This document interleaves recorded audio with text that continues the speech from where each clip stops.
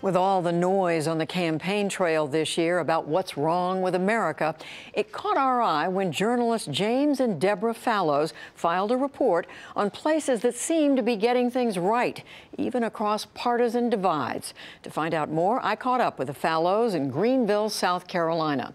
This story is part of our collaboration with the Atlantic magazine. For the past 3 years, husband and wife journalists James and Deborah Fallows have been exploring parts of America sometimes referred to as flyover country, places often ignored by the East and West Coast news media. But instead of just flying over, the Fallows have been landing over and over again. When we touch down in some of these small communities, you'd think, how can all this be going on here? And we never knew about any of it. The country is full of people doing things, which you wouldn't necessarily assume from the tone of political discourse or news coverage. In a search for places that have grappled with challenges, economic or political, the Fallows have made extended visits to about 25 cities for the project, including Greenville, South Carolina, Burlington, Vermont, Allentown, Pennsylvania, Duluth, Minnesota, Sioux Falls, South Dakota, Redlands, California, and so many more. You found that there were a number of things that these cities have in common that make things work. Across the country, there's a surprising amount of the good bones of downtown that are still left and people are trying to use.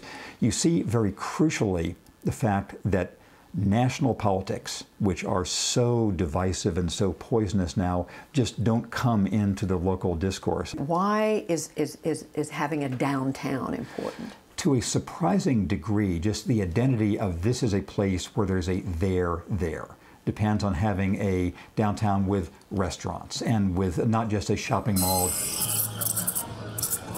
It was amazing to go see how many parts of the country are attracting really ambitious, really well-educated, really first-rate people who think that the best arena for their ambitions and their whole life prospect is someplace where they can do work of the very first tier, but also have some effect on the local community.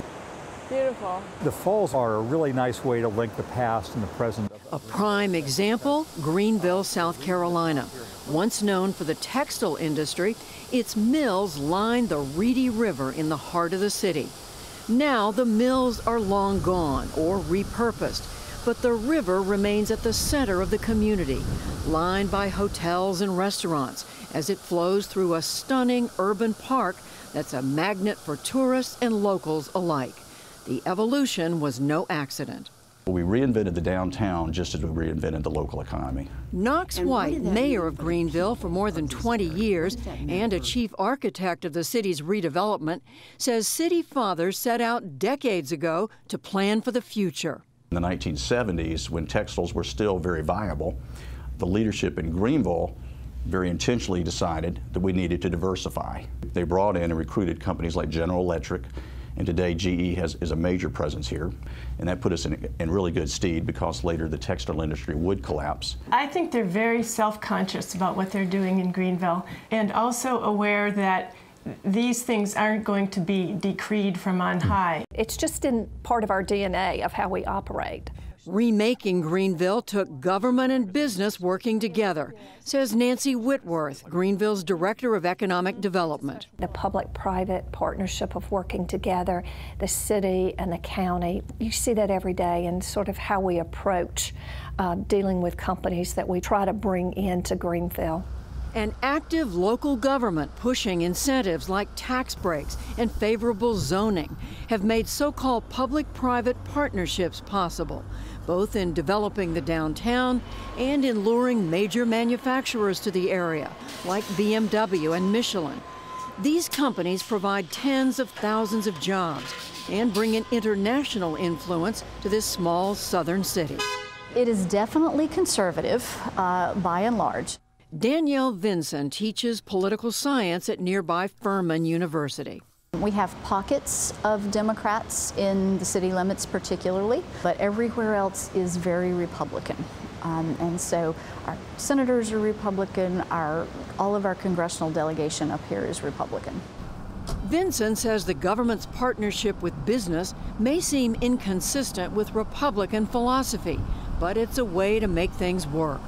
When you start talking about ideology, it's good in theory and you can argue about it at the national level, but when you get to the local city and county level, you've got tangible issues that have to be addressed.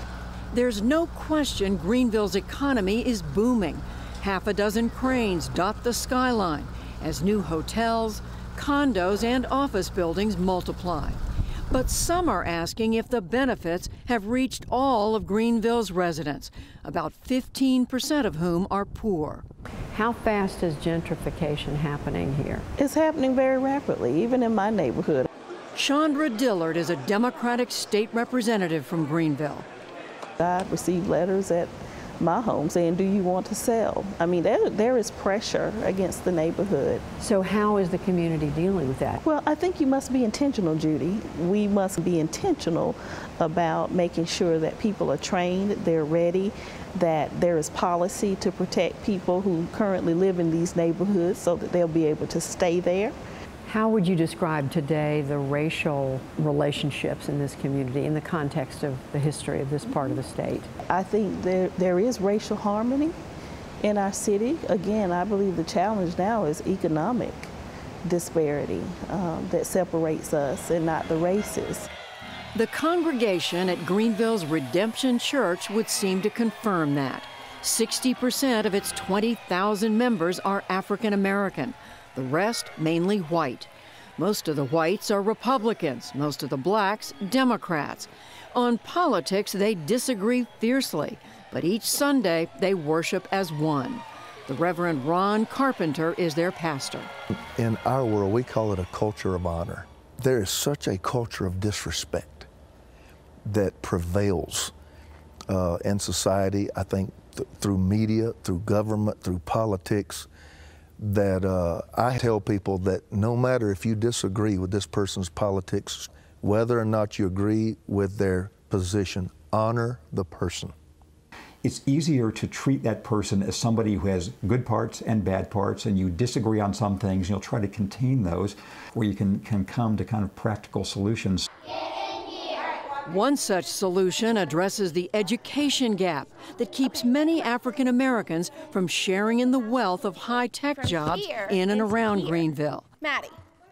At the Wittenberg Elementary School of Engineering, you heard that right, elementary school, these kids get a head start on math and science. These were the tiniest little engineers from pre-K through grade 5. And they were starting off with technology and engineering infused into their baby curriculum.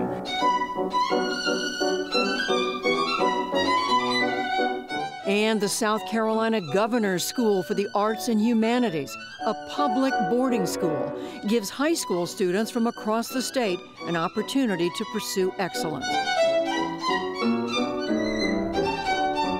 Still, much work remains to spread the new opportunities and benefits among all of Greenville's residents, and much of that work falls to the church.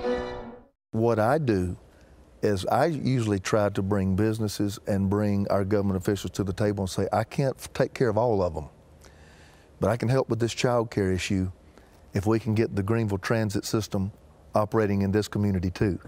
In Greenville and in so many other cities the Fallows visited, they found pockets of genuine optimism in a nation that often seems filled with fear and loathing. They have a shared story about the way that the city government works to bring in some international corporations, works with local startups, works with the diversity of the community there, works with religious organizations, and having some collective sense that it matters to us to make this city attractive, make it inclusive, make it growing, make it strong. Did you see anything that could be transplanted to Washington? In contrast to the apparent hopelessness of the national perspective, there is some attempt to grapple with these things locally. I guess we came across almost nothing you could directly say, okay, the Greenville City Council works this way, why doesn't the U.S. Senate work this way too?